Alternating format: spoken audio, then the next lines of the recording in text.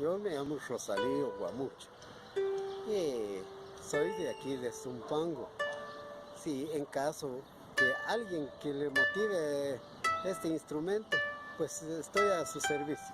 Sí, aquí estoy durante ya 35 años de estar ejecutando ese instrumento. Y en cosas de la edad, pues tengo 59 años. Tengo 35 de estar trabajando aquí en este lugar.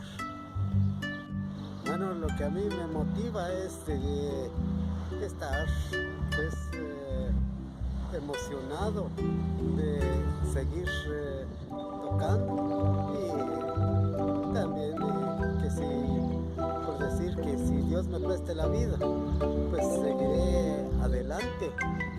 Pues no es para decir que solo nada más esta temporada, sino que ya en Dios decide por mí.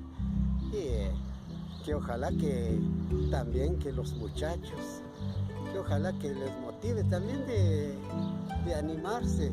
No hay que dejarse todo, pues, dejar en el olvido. Es porque es una tradición de lo que tenemos aquí en el pueblo. Bueno, yo pues en mi caso, pues por decir así, no es ser un egoísta, sino que yo pues les animo a los muchachos, que los que vienen creciendo, más son los estudiantes de la escuela que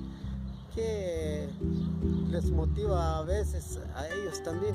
Entonces yo pues les animo que ojalá que sigamos adelante, que hasta me pongo de mi parte.